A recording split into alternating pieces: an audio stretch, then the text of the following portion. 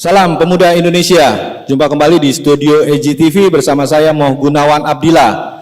Tema kali ini memang harus benar-benar panas, hanya menghitung bulan saja pemilu presiden akan berlangsung. Tema yang membuat panas tentunya banyak para menteri-menteri dari Presiden Jokowi yang sibuk cawe-cawe. Bahkan banyak pengamat yang membuat statement yang memang membuat kuping panas. Di antaranya ada menteri yang menjadi Markus. Bahkan saat ini juga Menteri Menko sekelas Airlangga Hartarto juga dipanggil oleh Kejagung. Bahkan sekelas Ketua MPR Bambang Susatyo juga demikian. Jadi semakin panas Indonesia, kita akan hadirkan aktivis-aktivis pemuda Indonesia. Kita sapa satu persatu. Dari sebelah kanan ada Bung Rafiq. Selamat malam Bung Rafiq. Ada Bung Aksanul Haq atau disapa Bang Tatang. Selamat malam Bung. Ada Bung Tobias. Selamat malam. Ada Bung Suawi atau Cawi, selamat malam. Terima kasih telah hadir di studio EGTV. Memang suasana Indonesia tidak baik-baik saja. Jadi naik turun isu politiknya begitu sangat panas dan para parpol juga saling sikat-sikut tanpa jelas. Tapi rakyat harus diberi penerangan, penjelasan yang sangat baik daripada aktivis pemuda Indonesia. Mungkin langsung dari Bung Tatang ya.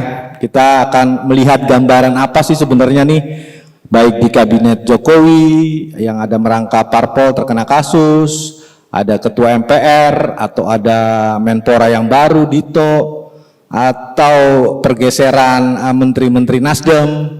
Silakan Bung Tatang. Makasih Mas Gun. Jadi saya mulai dulu ke masalah-masalah awal prinsip reformasi dan demokrasi. Reformasi mempunyai prinsip demokratisasi yang utamanya pada hal bernegara berbangsa, yaitu good governance, good corporate governance. Negara, tata pemerintahan yang sehat dan tata kelola badan-badan usaha negara yang sehat, yang baik dan benar. Itu prinsip reformasi yang utama. Momentumnya atau esensinya di sana adalah KKN dengan dihapuskannya KKN itu korupsi, kolusi dan nepotisme. Harapan para aktivis ketika itu bahwa setelah rezim totalitarisme itu akan berubah ke era baru, yaitu era demokrasi, di mana pemerintah dan rakyat betul-betul menjadi satu kesatuan dan mempunyai peradaban yang baik, peradaban yang sehat. Karena kultur demokrasi itu adalah sebuah peradaban dalam konteks berbangsa dan bernegara. Itu adalah kultur daripada demokrasi. Pada perjalanannya, ini saat ini kita juga bisa membuktikan bahwa KKN itu belum terkikis habis, malah makin masif. Bagaimana kasus-kasus yang kita lihat saat ini, dan masif bukannya bertambah kecil korupsi dan nilai korupsinya, malah justru semakin besar. Ini kami ini dari eksponen pemuda Indonesia yang juga banyak di sini adalah mantan-mantan aktivis 98, itu merasa kecewa dengan keadaan dan situasi kondisi pemerintahan ini. Sementara kita melihat bahwa kita kan mendukung gagasan Pak Jokowi awal yang akan membuat gaji rakyat Indonesia itu 27 juta per bulan, 320 juta per tahun. Di tahun 2045, 100 tahun Indonesia merdeka. Itu gagasan, ide gagasan yang luar biasa dari seorang kepala negara. Tapi kan ini juga harus ditunjang oleh operator-operatornya dan pejabat-pejabat negara atau instansi-instansi negara, ya DPR, MPR sebagai lembaga institusi yang mengawasi eksekutif dalam hal ini pemerintah, sehingga betul-betul target tujuan dari Kabinet Indonesia Maju yang bergerak cepat dengan program-program dalam rangka kemakmuran dan kesejahteraan rakyat itu akan berjalan maksimal, ekonomi akan meroket. Tapi dengan adanya kasus-kasus KKN ini justru akan terjadi malah sebaliknya, ekonomi nyungsep, keadaan juga nggak bisa dikendalikan lagi, hutang makin tinggi, sementara kebocoran hutang makin besar. Prinsip kabinet atau pemerintahan Indonesia Maju bukan lagi maju, tapi maju dalam rangka untuk menggerogoti hutang negara itu yang kita kenal dengan odious debt, hutang-hutang najis. Ini yang sangat memilukan bagi kita eksponen yang juga banyak di sini adalah aktivis-aktifan teman-teman aktivis 98 yang terus berjuang ketika itu untuk bagaimana negara ini bisa maju dan besar. Sementara seperti itu. Oke, Bung Tatang, kita ke Bung Tobias nih. Jadi gambarannya mungkin masih belum konkret dari Bung Tatang, tapi nanti kalau udah panas dia akan lebih konkret.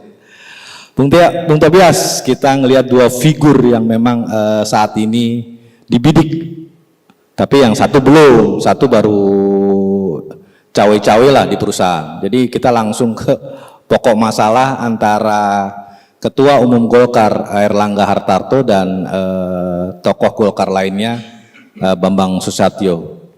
Silakan gambarkan dua kasus tokoh politik Golkar ini.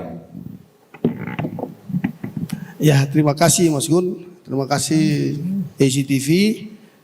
Ada dua pandangan yang saya lihat di sini ya. Saya berikan apresiasi dulu untuk Pak Jokowi, karena Pak Jokowi tidak ada pandang bulu. Siapapun itu dia dibabat habis. Mulai dari kita ngelihat ya, dari partai sendiri, PDIP sendiri aja disikat, ya kan? Kedua, partai dari Gerindra ya disikat. Habis itu ketiga ya Golkar kemarin, tapi kita masih belum tahu arahnya kemana. Kemarin ke Nasdem juga disikat. Nah, P3 disikat, semua disikat. Jadi ya kita dilihat di sini bahwa kenapa kita berikan apresiasi kepada Pak Jokowi. Ya kan, kalau kita melihat bahwa banyak orang yang pro kontra dengan Pak Jokowi mengenai apakah Pak Jokowi ini bisa tajam ke atas, ya kan? Sedangkan tumpul ke bawah, tapi kita lihat nggak ada, semua disikat, babat habis sama dia. Berarti ini ada dua mainan yang kita lihat bahwa yang pertama tadi sudah dikasih tahu sama kawan kita bahwa ini ada kerakusan aja, kerakusan yang mau gerogoti uang rakyat. Yang pertama itu, dan saya nggak mau masuk ke dalam konten politik antara Pak Bamsud dengan si Airlangga, tapi kita ngelihat bahwa ya itu, bahwa nyatanya ya seperti itu. Yang satu mungkin ada punya pertemanan dengan yang lain, dan yang kedua memang punya ambisi yang besar. Untuk itulah kita kan kemarin sudah beritahu dulu kan, pernah waktu KIP mulai ini terbentuk, dan kita udah beritahu juga bahwa janganlah ada mau cawe-cawe dengan mau calon ke presiden dulu. Ya harus ada konsentrasi ke ini kabinet. Nah kalau tidak konsentrasi ya seperti ini, akhirnya ya kita ngelihat bahwa segala hal, segala cara pun dihajar, ya kan? Nah kita juga mau supaya antara lembaga itu tuh berjalan dengan baik, jangan sampai nanti ya antara dua kubu ini nanti hanya mau gara-gara mau ngambil ketua umum, ya kan? Nah ini yang jadi berbahaya, akhirnya pandangan masyarakat di bawah pikir bahwa ini cuma hanya politik cari-cari kursi ketua umum. Mungkin seperti itu dulu Mas dari saya. Terima kasih. Oke, Bung Tobias, cawi dulu nih. Jadi sebagai pembela Pak Airlangga Hartarto, tapi memang serangan ke Pak Airlangga itu memang ya itu masif, dan memang ada kondisi-kondisi tertentu yang membuat dia tetap bertahan hingga panggilan kemarin Jaksa Agung juga sempat menghindar. Jadi ada dua kasus yang memang sangat, ya kalau masyarakat lihat sih berat ya, karena ada di situ ada bekas staf susnya Pak Dito yang sekarang jadi Menteri Menpora, dan Airlangga sendiri yang memang terkena tadi mengenai CPO tadi kan, ada pengurangan biaya atau apapun dengan perusahaan-perusahaan besarnya, puluhan kapal, heli, pesawat disita. Jadi Kejaksaan Agung tidak main-main, dan memang mungkin itu perintah Presiden yang seperti Bung Tobias bilang, apapun partainya juga disikat. Nah, kemungkinan menjadi tersangka, silakan gambarannya dari Cawi. Sistem di negara kita ini memungkinkan orang baik sekalipun bisa salah, apalagi kalau sebaliknya. Nah, tapi dengan situasi yang ada, sesungguhnya di Indonesia ini lebih banyak kepada soal kasus korupsi terutama. Ini bukan soal salah atau benar, tapi lebih pada kalah atau menang dalam sebuah perhelatan dan pertarungan. Kayak gitu. Dalam kasus korupsi begitu. Jadi tidak serta-merta ini soal salah apa benar, tapi kalah atau menang. Gitu. Karena sistem kita memungkinkan untuk seperti itu. Nah, terkait dengan kasus yang ditanyakan tadi, menurut saya yaitu domain penegak hukum. Tentu penegak hukum punya SOP untuk melakukan pembuktian atau mencari alat-alat bukti yang dibutuhkan. Dan tentu saja bagi Pak Erlangga misalnya, ini menjadi penting untuk juga membuktikan bahwa yang disangkakan itu tidak benar. Dan kita sebagai masyarakat umum kayak gitu tentu harus tetap berpijak pada asas praduga tak bersalah. Artinya sebelum ada putusan ya kita tetap harus berprasangka baik, tidak boleh kita menghakimi. Itu pertama.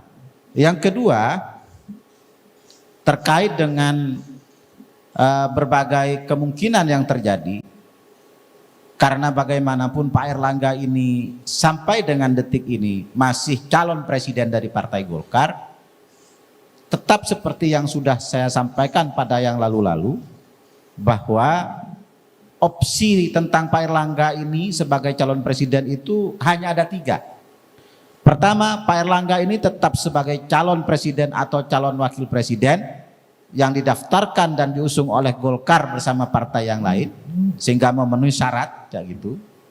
Bila itu tidak terpenuhi, ya opsinya tinggal 2. Yang pertama adalah Munaslup atau Munas ya, untuk membatalkan putusan Munas yang mengusung Pak Erlangga sebagai calon presiden. Opsi yang kedua ya akan digugat di Pengadilan Tata Usaha Negara. Karena DPP Golkar melanggar putusan Munasnya sendiri. Seperti itu. Jadi tetap pada titik itu menurut saya, Mas Gun.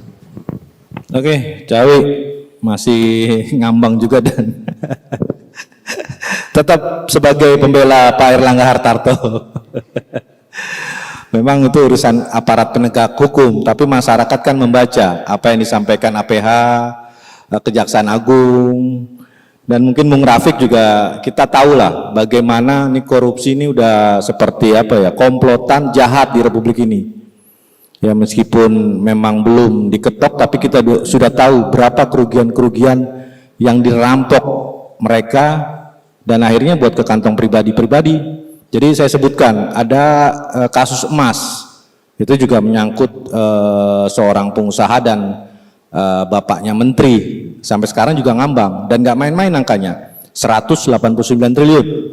Kalau CPO-nya Pak Erlangga kan 6 sampai 12 triliun. BTS sendiri 8 triliun. Itu kalau dibagi-bagi juga pusing itu. Jadi kalau saya lihat tuh kelompok-kelompok, mungkin Bung Rafiq kenal, ada Don Adam yang pamer dolar ya kan. Ada yang sampai diaduin ke Polda gara-gara tersinggung, namanya dipampang. Jadi komplotan atau juga kadang-kadang ada yang bilang kemarin ini hanya pengalihan isu. Nah kita kan sebagai rakyat nih bingung nih. Nah kalau menurut Bung Rafiq sendiri dengan gambaran ini kan komplotan-komplotan yang memang sudah ada segmentednya. Ya Mas kelompok ini, CPO ini, BTS ini, entah apa lagi nih. Silakan Bung Rafiq. Terima kasih Bang. Saya menarik ini mengenai korupsi ya. Seperti yang Bang Tatang bilang tadi, pemberantasan korupsi itu kan bagian dari semangat perjuangan aktivis 98, dan saya walaupun tidak ikut sama senior-senior 98, tapi kan angkatan saya juga 98 kan jatuhnya. Kita sepakat lah. Begitu banyak kasus-kasus korupsi di era reformasi, mungkin kalau kita bandingkan lebih parah ketimbang zaman Orde Baru, karena dia tersentralistik ya kan. Walaupun dia korupsi, tapi nggak pernah saya lihat tuh di zaman Orde Baru nilainya fantastis, ya kan. Ini kritikan juga buat aktivis 98, ya agak gagal barang ini kan gitu. Kalau bicara pemberantasan korupsi Bang gitu. Cuman saya sedikit heran nih Bang. Dari sejak reformasi itu begitu banyak kasus korupsi yang melibatkan para tokoh politik, kepala daerah, para pejabat dan lain-lain. Tapi angkanya juga tidak pernah berturun gitu. Kalau bicara kondisi sekarang, saya sepakat dengan Kakak Tobi bahwa ini salah satu bukti keseriusan Pak Jokowi dalam memberantas korupsi gitu. Tapi satu hal yang kita kaji ya Bang ya, saya melihat tidak ada keseriusan elit-elit politik ini sebenarnya dalam memberantas perihal korupsi. Strategi-strategi narasi yang disampaikan menurut saya itu strategi-strategi yang tidak tepat sasaran Bang. Kenapa saya bilang gitu? Tadi Gus Awi juga menarik juga dia sampaikan tadi mengenai sistem politik. Hal-hal ini terjadi kan karena sistem politik kita yang high cost. High cost, yang kedua supremasi hukumnya yang kalau menurut saya masih nanggung. Saya survei ke bawah Bang, saya pernah main ke daerah Bogor. Abang bayangkan aja, kos politik untuk menjadi kepala daerah, bukan kepala daerah, kepala desa. Itu bisa 1 M Bang. Nah, Suhawi bilang malah kurang di daerah Bogor. Bisa lebih Gus ya. Nah, berarti kan sama nih data kita nih. Nah, saya menganalisa ada apa ini dengan bangsa kita. Nah, jadi kalau melihat arahnya kesimpulannya ya saya melihat bahwa sistem politik kita perlu kita evaluasi dengan high cost tadi itu. Biaya politik yang sangat besar. Kalau orang bilang super liberal. Mungkin ini perlu para elit, ya kita kan masih di level menengah ini, mencari solusi. Ini virus utamanya ini nih. Sistem politik tadi yang high cost, bagaimana elit-elit bisa menciptakan suatu gagasan baru yang merubah sehingga sistem politik kita ini tidak membuat calon-calon itu mengeluarkan biaya yang sangat besar. Terutama sebenarnya yang dirugikan itu kelompok aktivis. Akhirnya kelompok aktivis terpinggirkan, yang masuk itu pengusaha-pengusaha yang tidak paham dengan politik sebagian besar. Nah, seharusnya teman-teman aktivis berjuang untuk itu. Nah, ini problem Bang. Kadang-kadang ada beberapa tokoh-tokoh, ya maaf ya, saya bukan mengkerdilkan pengusaha. Ada pengusaha yang memang jadi aktivis. Dari mudanya dia jadi aktivis. Ada yang enggak. Ketika dia masuk ke dalam dengan sistem politik sekarang yang transaksionalnya tinggi, yang dia pikirkan ya, kita tahulah mindset pengusaha kan, untung rugi. Yang dia cari profit lagi, bukan bicara lagi kepentingan bangsa gitu Bang. Nah, ini perlu kita pikirkan dan kita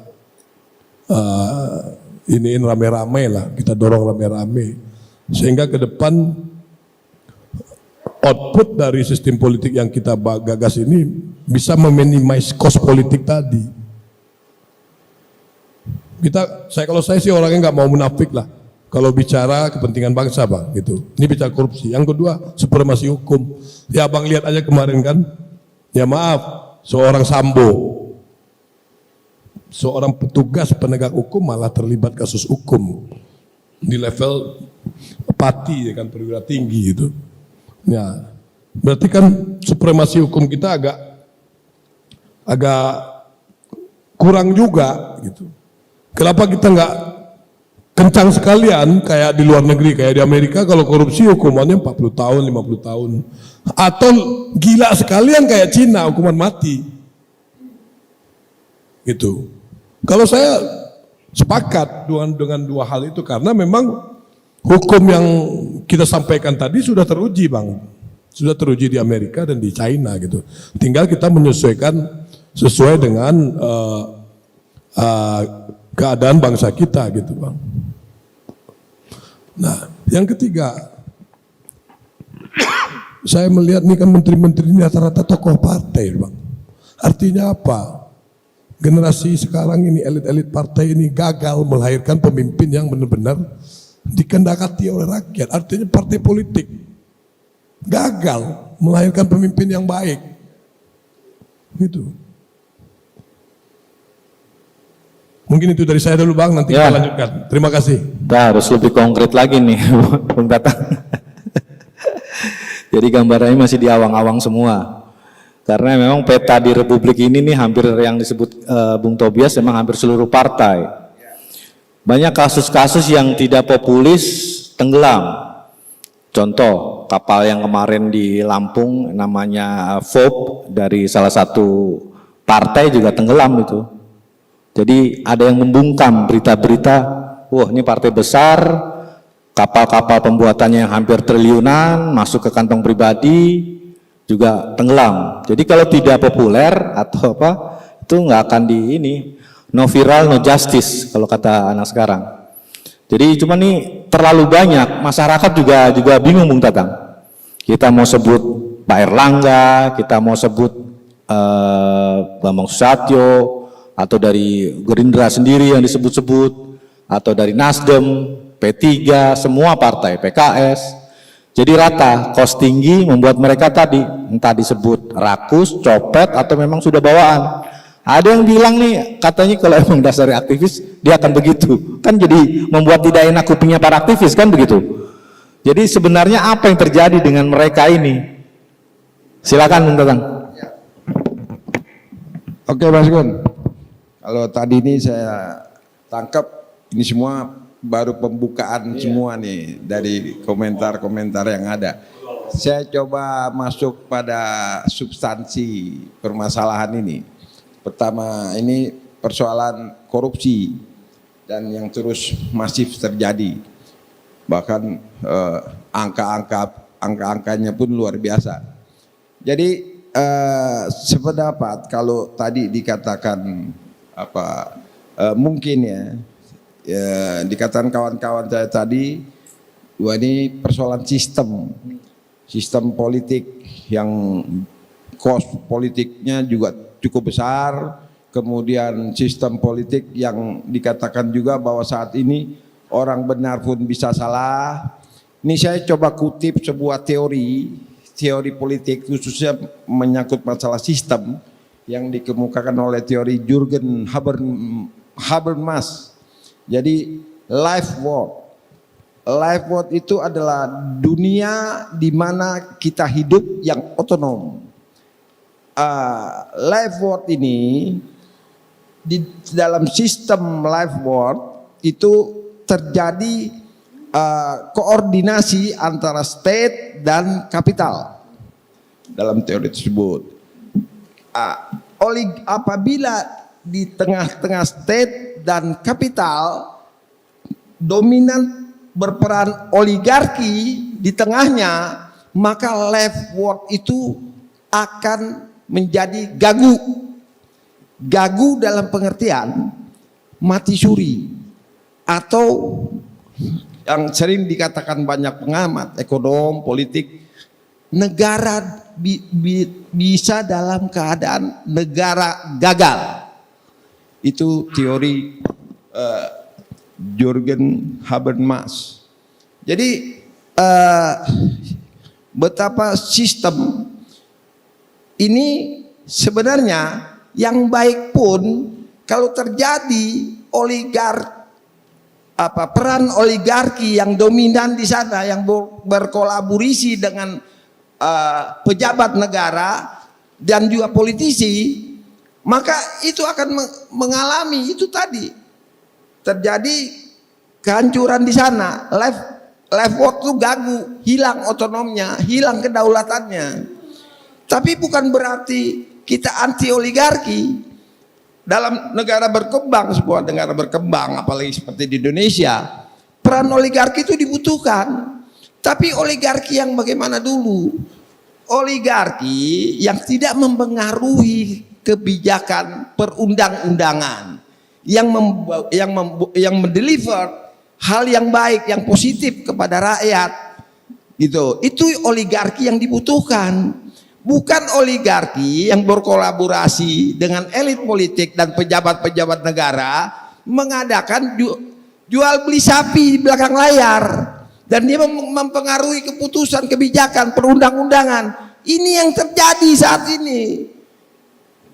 Teman-teman lebih paham, Mas Gun lebih paham perundang-undangan yang tidak memihak kepada rakyat, yang banyak memihak kepada oligarki-oligarki. Peran politisi, peran elit bangsa ini juga dominan di situ. Di mana terjadi itu? Di DPR lah, ya kan? Seperti itu. Sebagaimana juga korupsi yang terjadi di Kominfo, BTS, itu kan juga ada dugaan memang dilakukan oleh salah satu sekjen partai, Johnny G. Plate dari Nasdem. Kita terang-terangan aja, karena itu berita udah viral di mana-mana. Itu kan aliran dananya juga diduga itu mengalir ke DPR, Komisi 1, bahkan BPK. Ini lembaga tinggi negara bertugas mengawasi. Tapi justru pengawas yang mengawasi yang harus kita awasi. Gimana nggak blunder permasalahan ini? Pertanyaannya, yang salah sistem atau siapa? Atau pejabatnya? Atau politisinya? Atau partai politiknya? Kalau kembali ke esensi partai politik, institusi partai politik yang bersih, yang baik dan benar, dia mengadakan kaderisasi anggota-anggotanya itu menjadi leader-leader ke depan yang baik, bukan dealer. Tapi yang sekarang ada kader, bahkan pemimpin partai, dia dealer, dia leader, nggak blunder. Ini masuk ke substansi, ya kan? Seperti dugaan yang terjadi Bamsud di kasus nikel, yang juga ada di dugaan ya, juga di soal PTS ada juga di situ karena dia komisaris kan di nikel itu dengan saudara Windu, ya kan? Saya nggak akan bahas jauh di situ karena bukan ranah saya, juga itu ranah itu penegak hukum. Juga Erlangga Hartarto sebagai Menteri Perekonomian, Ketua Umum Golkar, dari awal udah kita soroti di sini.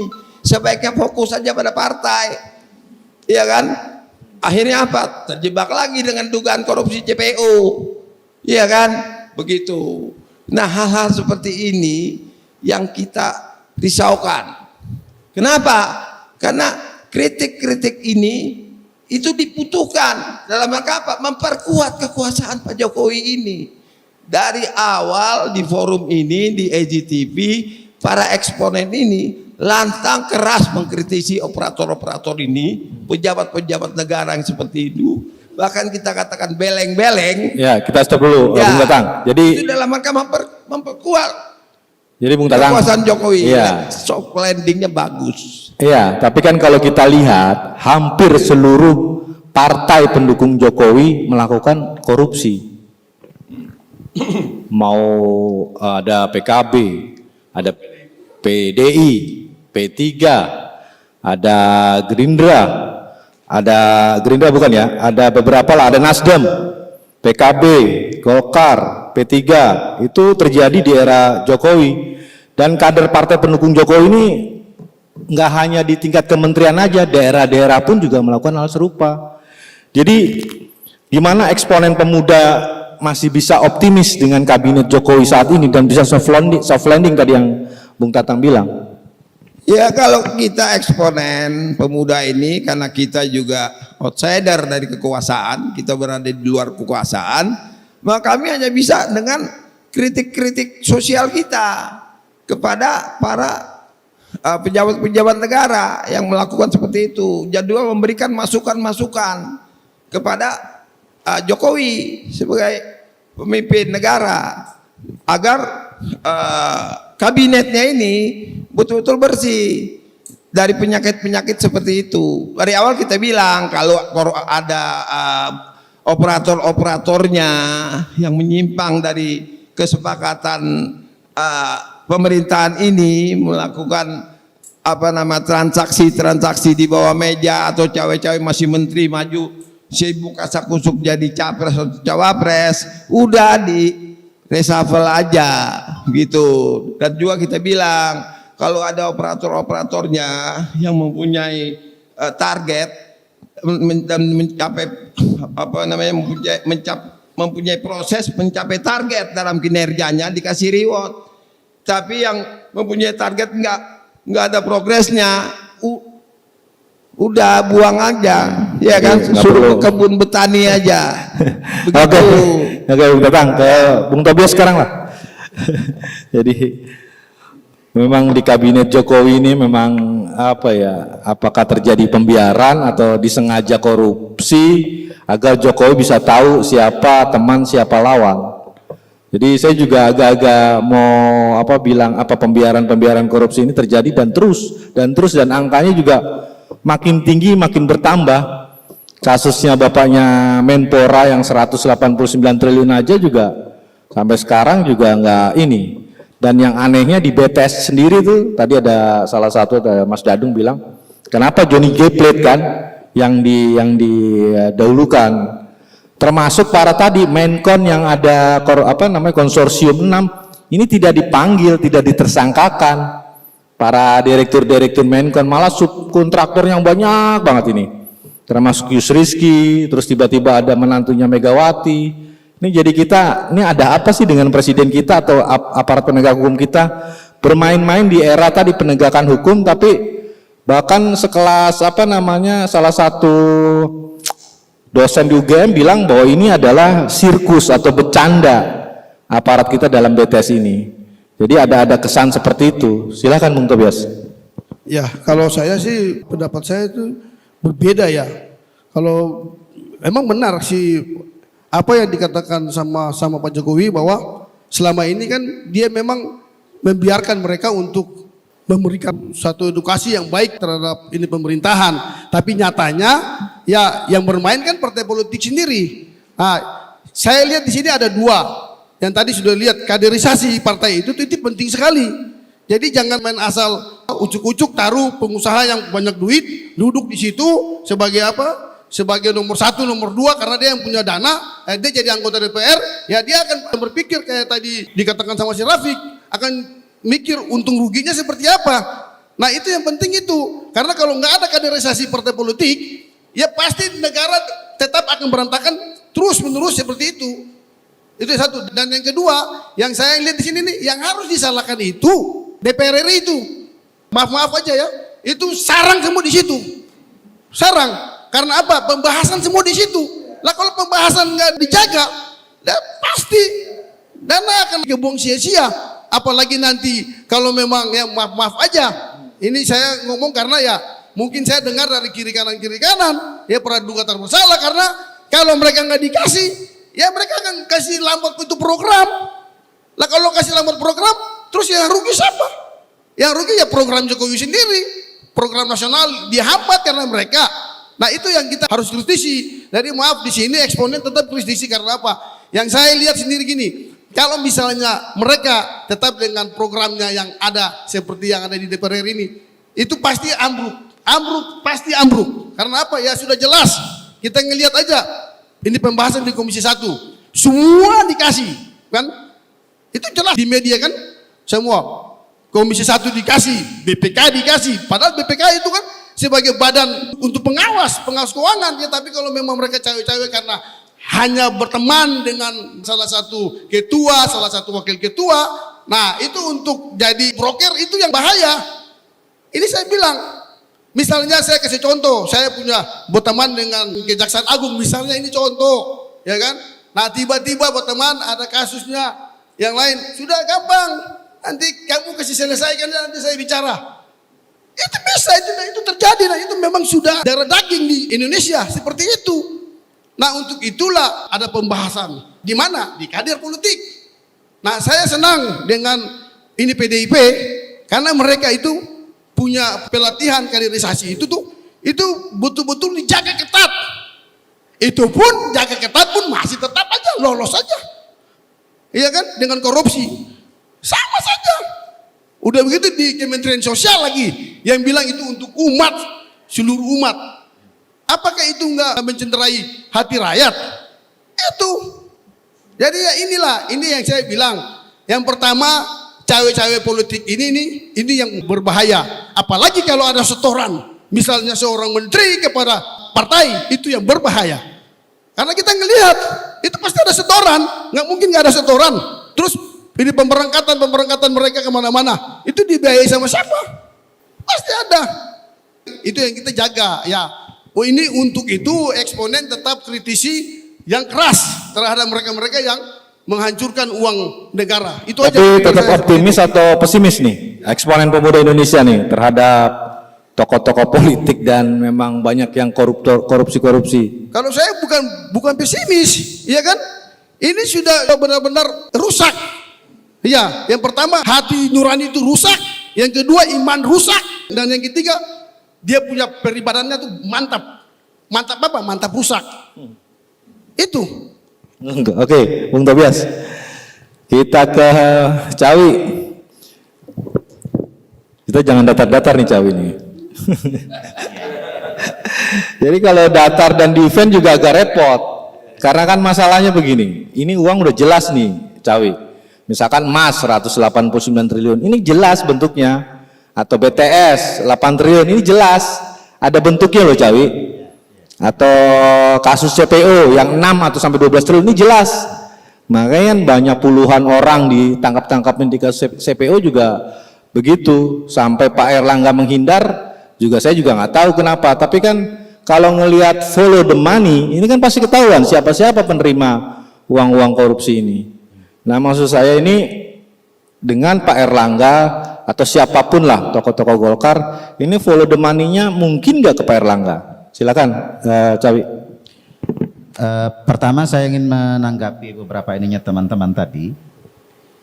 Jadi begini, kenapa masalah korupsi di Indonesia ini eskalasinya tetap meningkat, taruhlah begitu, tetap tinggi? Karena penegakan hukum di Indonesia ini bukan soal lamanya dihukum, tapi tidak pernah tuntas. Bayangkan kalau misalnya duit yang triliunan, yang kemudian ditetapkan jadi tersangka atau yang diadili itu cuma 1-2 orang. Padahal anatomi korupsi, contoh misalnya, saat orang merencanakan membangun pasar, dari informasi rencana mau membangun pasar itu pun sudah bisa diduitin. Di mana cara menduitinya? Nanti di desa A akan dibangun pasar. Itu para pemain pembebasan lahan sudah membeli tanah-tanah itu untuk nanti dijual lebih mahal. Padahal misalnya baru 5 tahun yang akan datang. Dari informasinya saja sudah terjadi kebocoran, terjadi tindak pidana korupsi. Ya, baru niat ini. Ini yang mana? Ini yang BTS. Kalau BTS itu Semua, pasti itu tuh. Semua. Ya. Mau Hambalang lah, mau semua. BTS lah, ya. Kayak gitu. Yang berikut, ketika dia sudah terjadi kebocoran itu, proses pengusulan ini juga akan terjadi kompromi-kompromi antara yang mengusulkan dengan yang menetapkan. Ketika terjadi realisasi, akan ada kealiran ke yang mengawasi ke yang menyelenggarakan, ke kontraktornya, subkontraktornya dan lain sebagainya. Itu jamak di kita. Berarti- Tapi problemnya Berarti itu yang dilakukan Erlangga lah ya? Di proyek kalau itu ranah hukum lah ya, ranah hukum untuk membuktikan itu ada atau tidak. Tapi secara substansi, praktek korupsi di Indonesia itu, mulai dari perencanaan sampai dengan pengawasan, itu pasti pada umumnya kedapatan. Apalagi misalnya kalau sampai bagian pengawasan juga kedapatan, apalagi kalau sampai ada ya kan titipan untuk kejaksaan itu juga kedapatan. Ini kan apa namanya? Ya sudah jamak begitu. Karena itu, kenapa praktek pemberantasan korupsi di Indonesia hanya kena yang kecil-kecil, tapi yang begitu triliun tidak kena? Karena semua kebagian. Ya gitu. Ketika ini diadili semua, jangan-jangan ya dari yang mulai pimpinan tertinggi sampai yang tukang sapu misalnya, itu kebagian semua. Ini yang kemudian menjadi jenaka. Karena itu, ini kemudian apa? Kalau kita mengenalnya itu kayak rumput teki, tahu rumput tekinya? Ya. Ya, begitu seolah-olah habis, begitu kena air tumbuh lagi. Karena tidak pernah tuntas. Pemain-pemainnya yang diambil kan cuma hiburan, untuk cerita media saja. Coba saya mau tanya dulu, kita balik lagi. Itu Airlangga, kenapa dia nggak datang ke Kejaksaan Agung? Itu dulu, jawab itu dulu. Karena ya harusnya kalau memang betul dia gentle, dia datang dong. Ada tiket baik, jangan dia panggil nggak datang. Nah itu coba dulu itu loh. Masalahnya saya ini bukan ajudan. Ini kan kader Golkar, ini kan kader Golkar. Ya, kader Golkar ini kan banyak, ya kan? Kader Golkar ini banyak. Abang kok nggak nanya saya?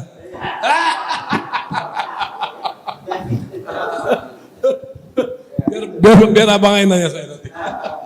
Itu juga terjadi misalnya ke soal Mas yang tadi sekian triliun, ke soal Asabri, ke soal semuanya. Begitu triliun, ini ujung-ujungnya, ya kan? Modelnya ini kan kayak model kita bikin skenario film Hollywood misalnya. Semua seolah-olah semua meledak di mana-mana, tapi kemudian, ya kan? Penyelesaiannya hanya selesai dibuat tidak dekat satu orang. Kan begitu drama pemberantasan korupsi di kita. Tapi pernah dengar itu bahwa APH itu ada tarif, ada $1 juta, $3 juta, ya tadi ending skenario film itu. Ya kalau mendengar ini kan namanya mendengar kan. Iya, Kan mendengar. bisa juga kita ceritakan kalau Iya. mendengar kan. Ya gitu. Tapi sesungguhnya kalau kita mau bersungguh-sungguh memberantas soal korupsi, kita jangan terhibur dengan berapa yang ditangkap. Tapi ini sampai ke akarnya tidak. Kita ini kan sebenarnya kalau mau jujur, pemain besarnya kan selalu bebas. Itu saja. Misalnya taruh yang ribut soal BTS ini, kayak gitu. Itu kan kalau mau dituntaskan itu sudah bisa ditarik urusan di tempat lain yang mau waktu. Iya kan? Kan pelakunya itu juga kemudian. Gitu. Atau misalnya mana? Ya soal korupsi mana? Pemain besarnya kan itu juga. Tapi kemudian yang dikorbankan ini kan pion.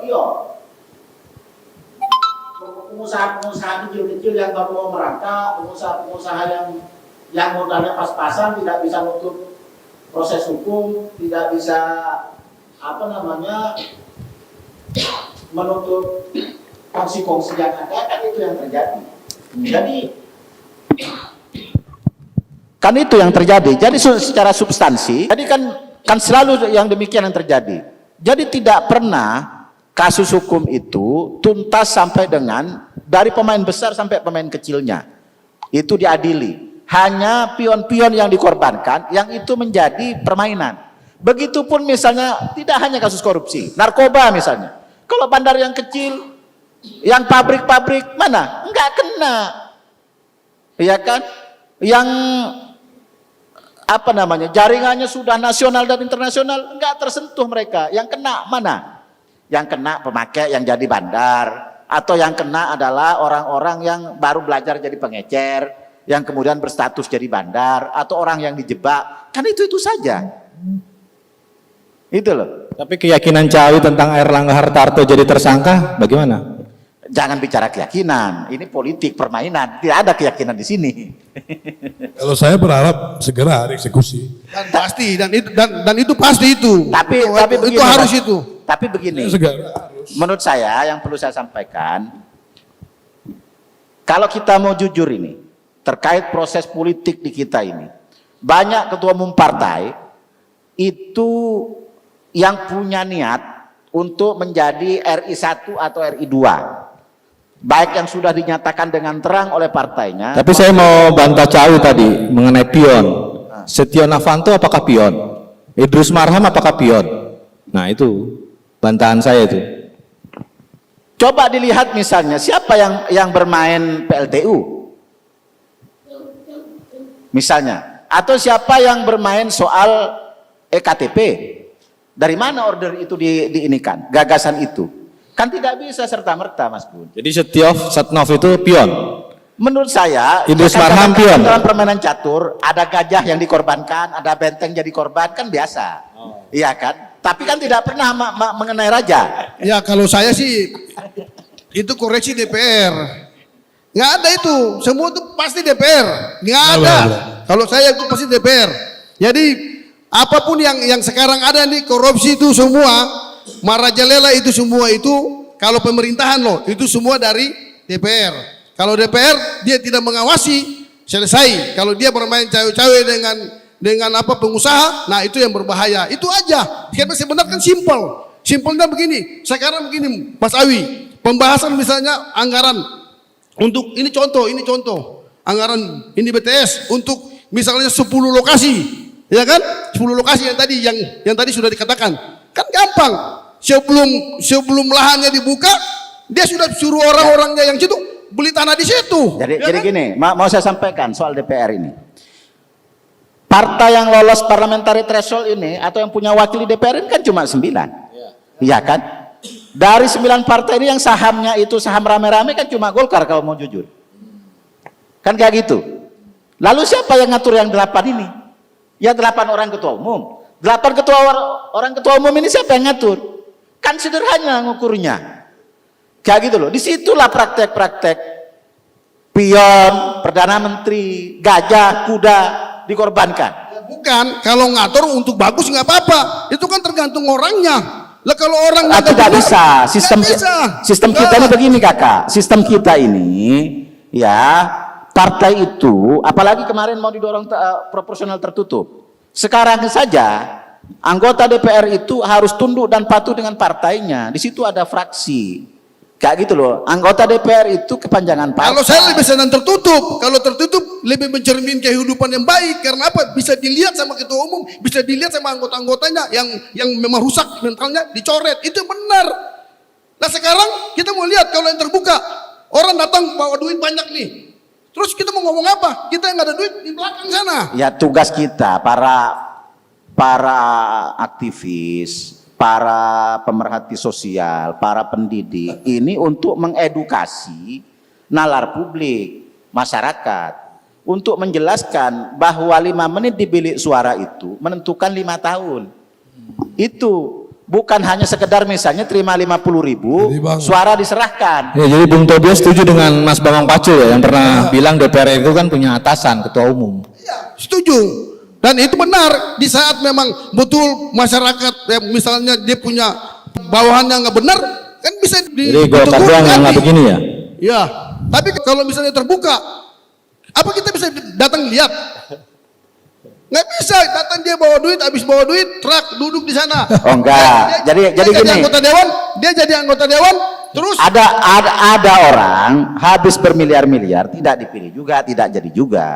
Jadi instrumen jadi ini, ya kan? Instrumen jadi DPR itu satu memang dipilih oleh rakyat, yang kedua ditentukan oleh partai. Tapi ada juga yang suka main-main dengan penyelenggara, kayak gitu loh, lipat-lipat suara. Nah praktek-praktek kayak gitu kan seharusnya diselesaikan. Lebar. Ya udah, ini stop di sini, kita langsung ke Bung Rafiq dulu. Kita fokuskan lagi nih tentang tadi. Cerita korupsi tadi. Korupsi juga cenderung kalau ke Golkar ini ada munaslup nih. Jadi kan sudah kelihatan dari Kejagung sendiri sudah memanggil Airlangga Hartarto sebagai ketua umum. Nah, tiba-tiba yang namanya Bambang Susatyo, Ketua MPR, beli perusahaan bermasalah yang orangnya memang terkait dengan nikel dan BTS.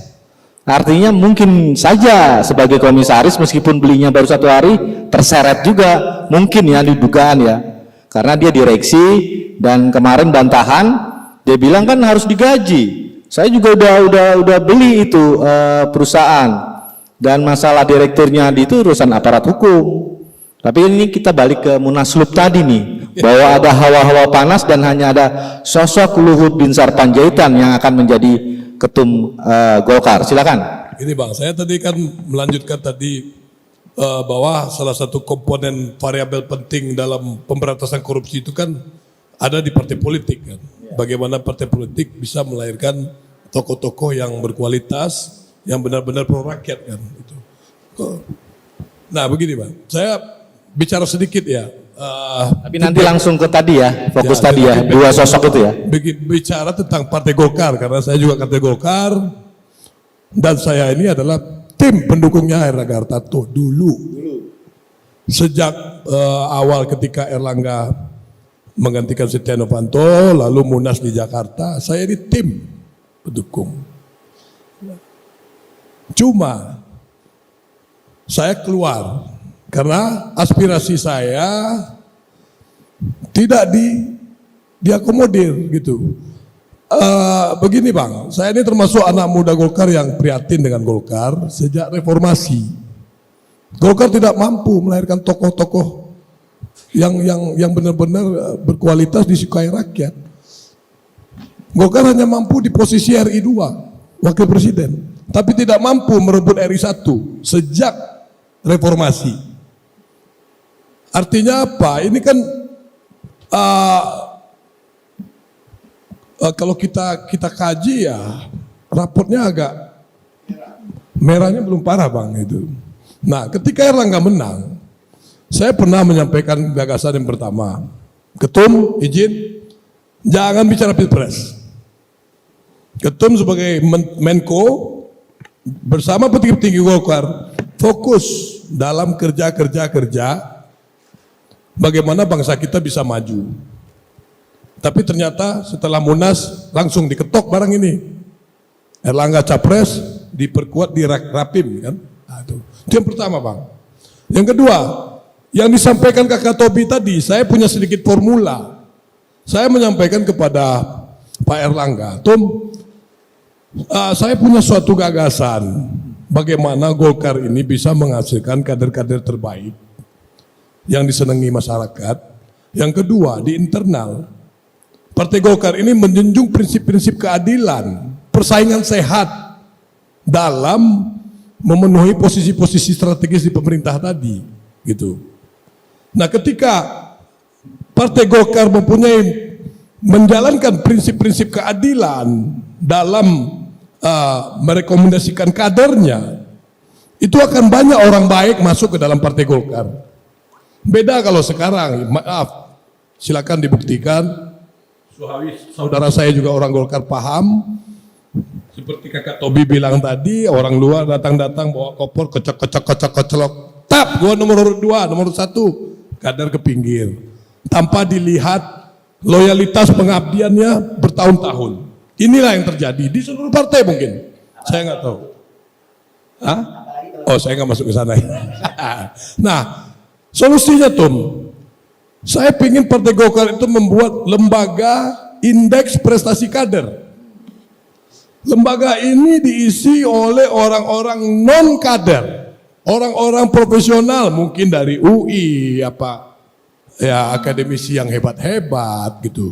Yang fungsinya itu adalah melakukan penilaian indeks prestasi kader, dilihat dari investasi di sosialnya, ketokohannya di masyarakat, kemandirian ekonominya, respon masyarakat terhadap dia. Lembaga ini yang menilai. Nah, hasil nilainya inilah yang dijadikan sebagai dasar oleh partai politik untuk menentukan siapa yang berhak maju caleg, siapa yang mau maju kepala daerah, siapa yang mau jadi duta besar, siapa yang duduk di menteri, siapa yang mau gubernur. Sehingga ada prinsip keadilan dan meminimais yang namanya politik dagang sapi tadi. Yang Terima tuh sama ketum. gitu. Ini tidak direspon juga sama ketum saya ini. Akhirnya tahun 2020 saya langsung deklarasi bukan deklarasi ya, saya menyatakan sikap di media bahwa kebetulan saya adalah salah satu ketua umum relawan pemenangan Jokowi di bawah Partai Golkar, Aliansi Masyarakat untuk Nawacita.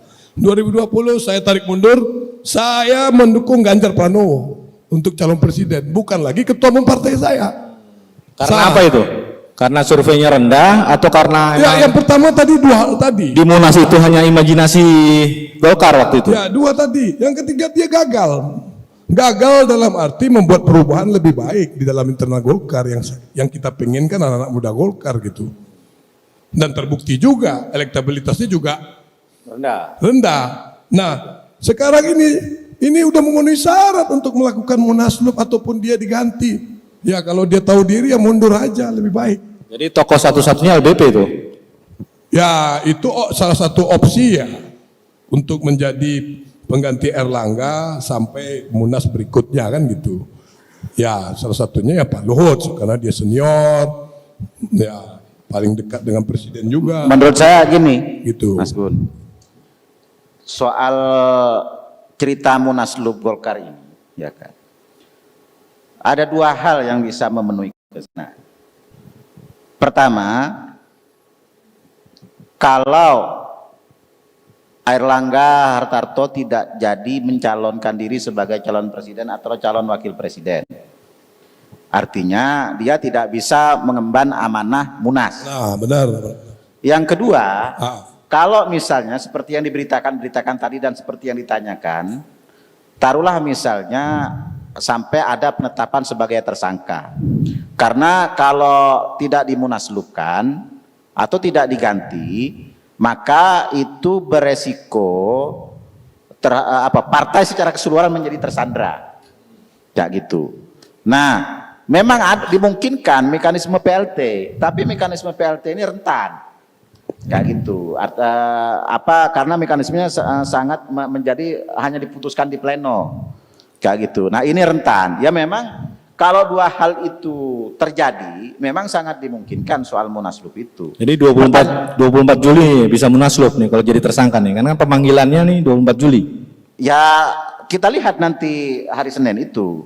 Kalau misalnya hari Senin sampai ditersangkakan, ya kan, ya itu tidak tertutup kemungkinan.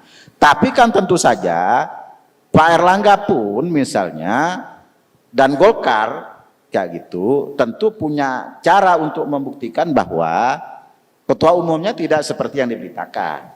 Ya kalau misalnya ternyata seperti yang diberitakan, ya Golkar ini kan dari dulu ikhlas-ikhlas saja sebagai partai yang patuh taat pada hukum kayak gitu. Jadi kalau Erlangga resmi dijadikan tersangka, Bang, Partai Golkar ini masuk rekor muri. Partai yang 2 kali ketua umumnya ditangkap karena korupsi di era reformasi. Oke. Dapat rekor muri, Bang. Nah, ditambah lagi kalau Menporanya juga kena. Dapat rekor muri juga. Partai yang anak mudanya udah nakal. Nah, itu temannya Kaisang loh itu. Hah? Oh, aduh, kalau itu saya kan beliau belum dipanggil sama kejaksaan toh. Kalau saudara Dito kan sudah. Nah, gitu, Bang. Oke. Jadi gerakan kita, Bang, saya bilang terakhir, Ya. gerakan kita untuk melakukan munaslup dari kemarin-kemarin sebelum ada kasus, Ya. itu gerakan penyelamatan Partai Golkar. Saya bukan orangnya Bamsud, justru saya dulu timnya Erlangga. Gitu, biar publik tahu, ini bukan urusan kekuasaan, ini ada segelintir tokoh elit pemuda Golkar yang ingin melakukan gerakan penyelamatan Partai Golkar. Itu, Bang. Oke. Terima kasih. Bung Rafiq. Jadi saya tambah sedikit ini Mas Gun. Jadi saya ngelihat ada dua. Yang pertama kenapa bisa terjadi korupsi yang besar? Karena pejabat kita ini nih nggak tahu malu, nggak tahu malunya begini. Dia duduk di DPR RI, dia salah satu pejabat, misalnya pejabat legislatif atau apa, tapi dia masih ada di dalam apa? Dalam notaris. Masih jadi komisaris ini, komisaris itu. Itu kan biadab, sangat biadab. Kenapa saya bilang sangat biadab? Ya harus tahu malu dong. Kalau dia sudah dapat Benar, makan benar. sama uang negara, ya dia harus. Termasuk saya ngalami itu Dia harus dalam lepas urusan di dong Pertamina. itu. Komisi 7 itu Lepas, monopoli. jangan maruk semua harta kekayaan dia Ya. masuk di situ. Nah itu yang berbahaya. Ya, Di yang saat Kobi bilang pejabat publik dia masuk di akte notaris, siapapun mau Ini siapa maksudnya? bukan siapa, ini kan saya bilang. Bambang Saya bilang, Susatyo saya maksudnya. bilang, seringkali dan Udah dibantah itu sama Iya. dia kan? bukan. Masuk di akte loh. Ada kok, ada di AHU kok. Iya, masuk di akte. Masuk di AHU di akte. Bambang Susatyo masuk. Nah, ini Nah, saya pemilik bilang saham, Bambang, iya. tapi kebanyakan seperti itu. Sudah ada di Yahoo. Harus tahu malu dong. Iya. Itu. Jadi Pak Bambang kata Tobias harus tahu malu.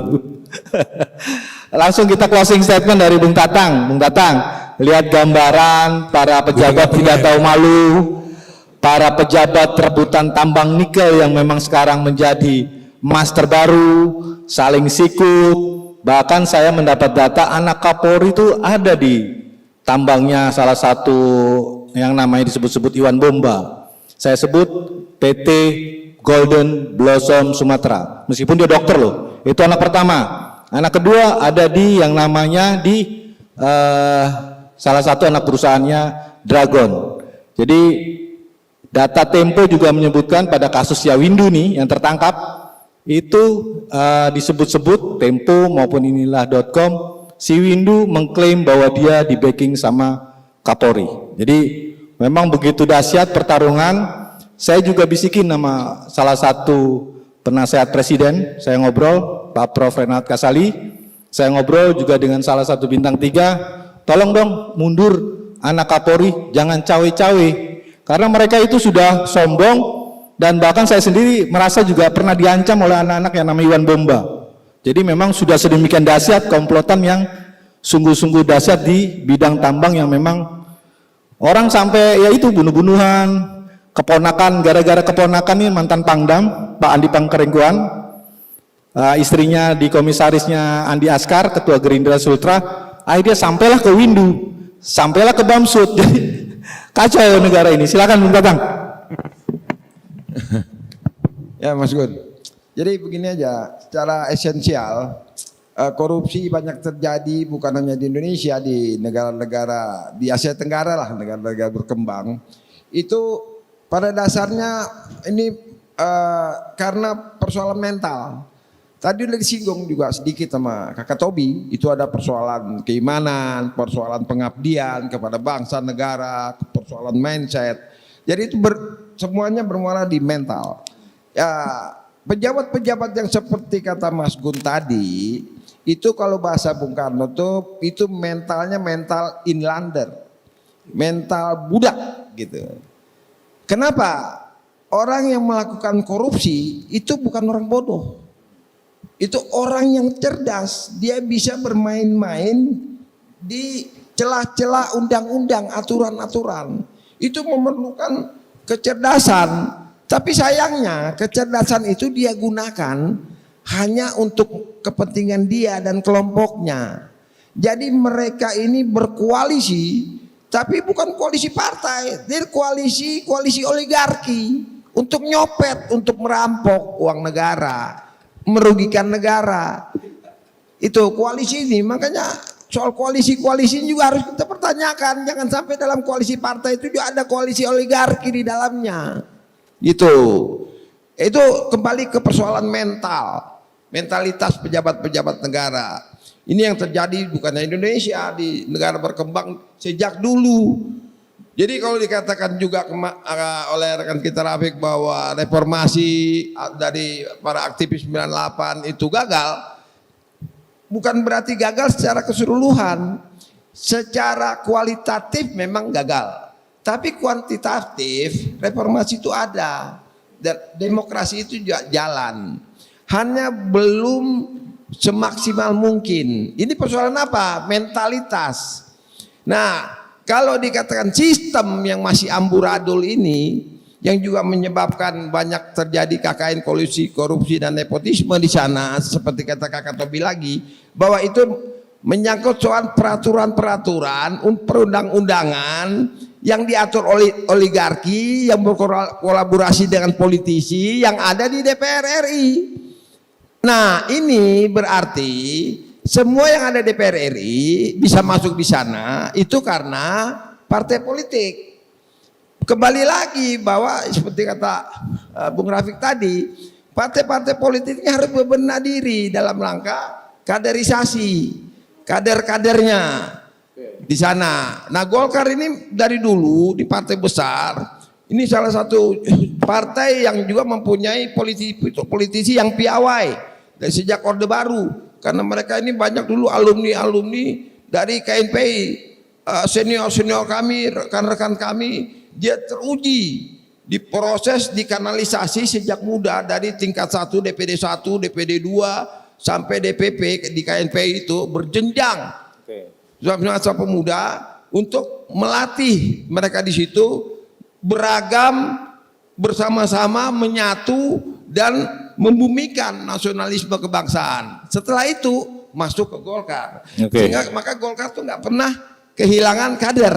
Iya, sesuai lambangnya kan pohon beringin. Lagi Pak, bahwa kambing itu kalau dipimpin dengan harimau, maka kambing-kambing ini juga jadi harimau. Tapi kalau harimau dipimpin kambing, harimau jadi kambing. Oke. Gitu. Jadi tergantung pemimpinnya. Siap. Jadi partai politik, misalnya kembali lagi ke soal sistem partai politik. Bapak Prabowo Subianto nih dalam wawancaranya kita lihat beliau dikatakan dengan Najwa Shihab bahwa Partai Gerindra juga terkena fungsionarisnya kasus korupsi. Dibilang memang itu diakui bahwa secara kumulatif tidak ada sesuatu yang sempurna, ya kan? Pasti adalah yang salah satu yang Berarti tahun 2024 ini kayaknya Prabowo jadi ya. ya kita memerlukan pemimpin ya seperti tadi.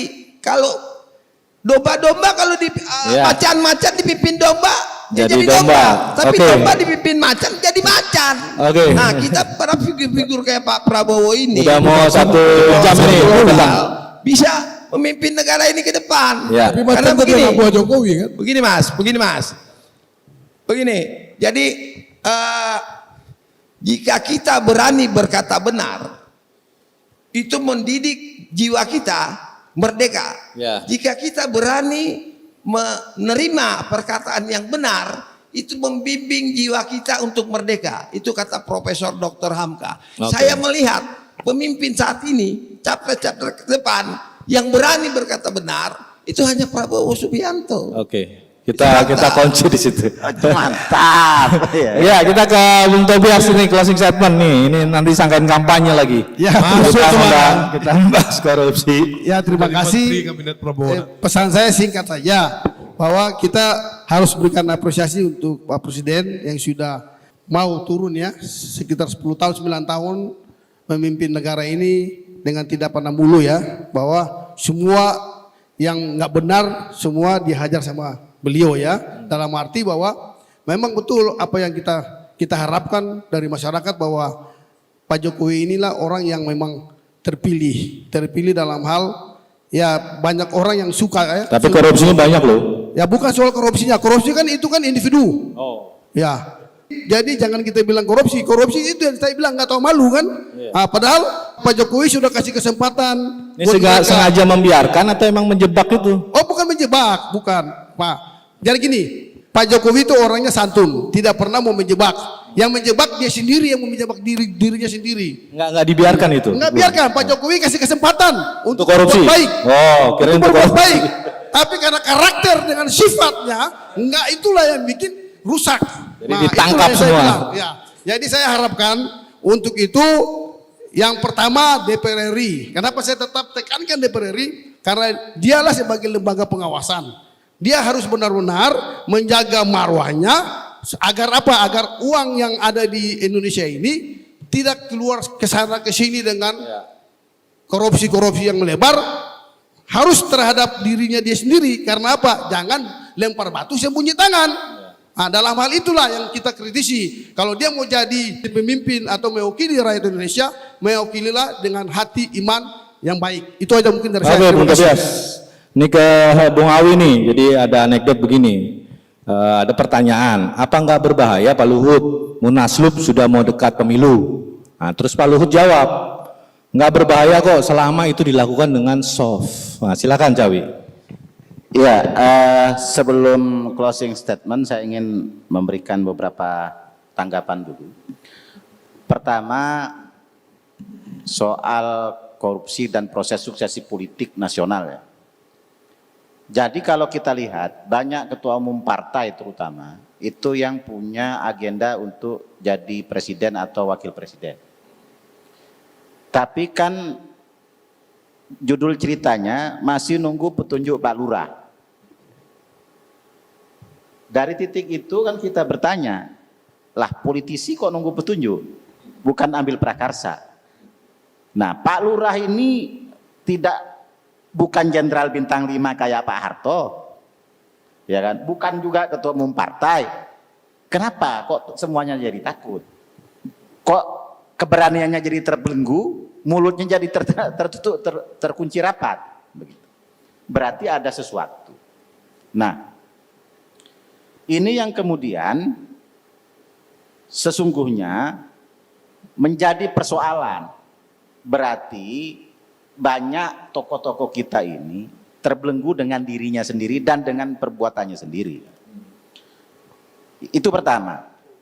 Yang kedua, terkait dengan pemberantasan korupsi di Indonesia, menurut saya berhentilah KPK, Kejaksaan Agung, Kepolisian, BPK, PPATK menangani kasus secara parsial.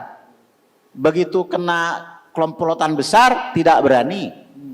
Begitu kena orang berduit banyak, melipir, kayak gitu. Begitu kena orang berkuasa, menghindar. Karena ini yang kemudian membuat indeks persepsi korupsi itu tetap tinggi. Kenapa? Karena yang ditangani hanya pion-pion, saya katakan. Kalaupun ada ster kena, ya itu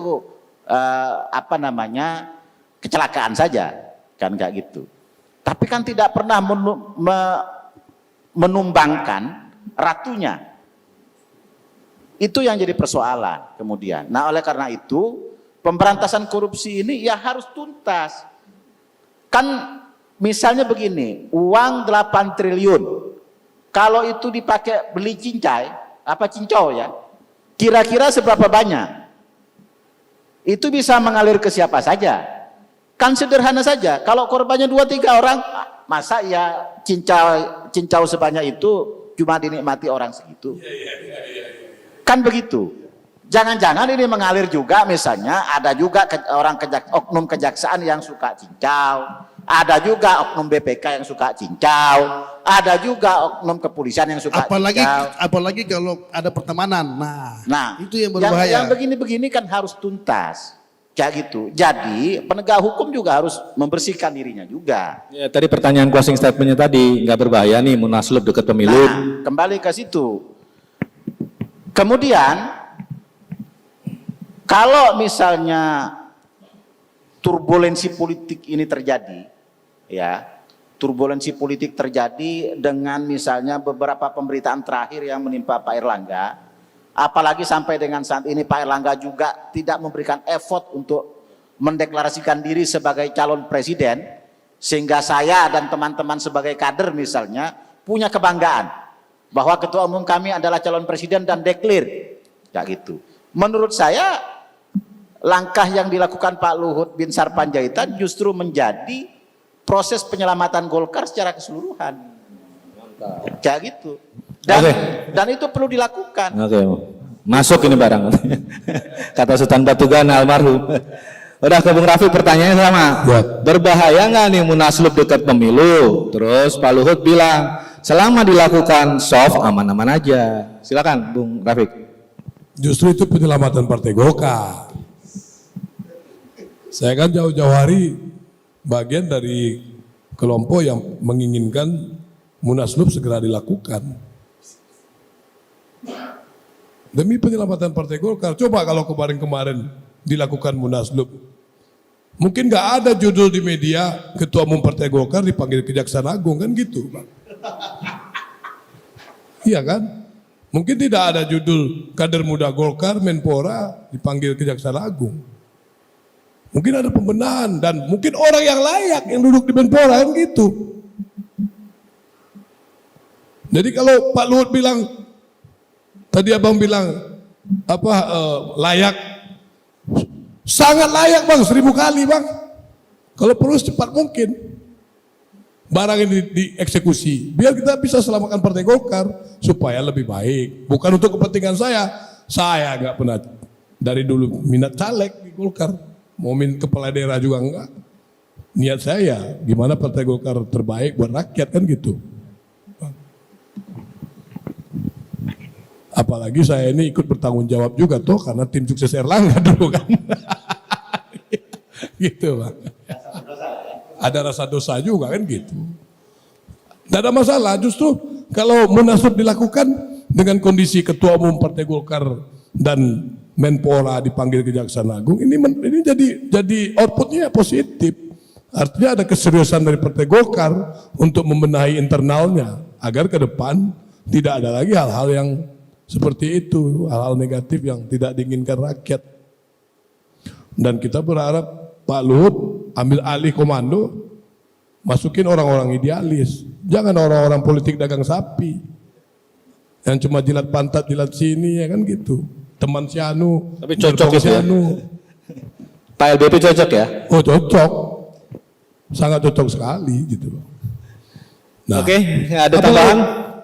Closing statementnya ya masalah korupsi tadi kan bang. Ya. Saya berharap pesan saya cuma satu aja nih sama tokoh-tokoh elit bangsa senior-senior yang sekarang. Kalau mau membenahi korupsi itu jangan setengah-setengah lah. Serius gitu. Ini kalau saya lihat nih nggak serius. Kita ini diayun-ayun aja kalau bahasa KNPI. Diayun-ayun aja, diolah-olah aja kita ini. Hah? Ya itu kalau yang keras-keras kena gergaji angin. Gitu bang. Langsung to the point kalau mau berantas korupsi. Cuman 2 opsi, hukuman mati atau investasi. Katanya hukuman sebesar-besarnya tadi, penjara minimal 40 tahun koruptor. Pasti orang takut melakukan.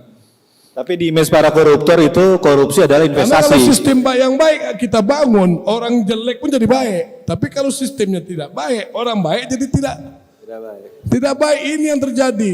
Terima kasih. Oke, ada tambahan? Ini terakhir mudah-mudahan sekaligus jadi penutup dari pembicaraan dan pembahasan malam hari ini, bahwa demokrasi itu akan terus berlangsung langgang dalam perjalanannya. Ada 3 hal prinsip. Pertama, ekonomi yang merata. Kedua, hukum yang tidak tebang pilih, tidak tajam ke bawah, tumpul ke atas. Yang ketiga, kedewasaan dalam berpolitik. Jadi prinsip-prinsip demokrasi yang menyebabkan demokrasi itu langgeng seperti itu yang kita harapkan bisa, sebagaimana yang diharapkan kawan-kawan ini yang ada di sini dalam pembahasan hari ini, ketiga-tiganya ini bisa terwujud di dalam pemerintahan Pak Jokowi ini yang dilaksanakan oleh pejabat-pejabat negara sekarang ini. Terus kepada mereka-mereka pejabat-pejabat, petinggi-petinggi partai politik, fungsionaris partai politik yang terduga melakukan korupsi, itu ada nasihat Nabi, apabila pikiran kita terkena polusi kepentingan kita pribadi, maka bertanyalah kepada hati nuranimu, karena hati nuranimu itu tidak pernah berbohong. Demikian, salam akal sehat, nalar sehat dari Eksponen Pemuda Indonesia. Selamat malam. Assalamualaikum. Oke, terima kasih Cawi, Bung Tobias, Bung Tatang, Bung Rafiq. Demikian pemirsa IGTV, bincang-bincang kami dengan para eksponen pemuda Indonesia. Semoga acara ini bisa bermanfaat dan bisa mencerdaskan seluruh bangsa Indonesia. Salam Indonesia.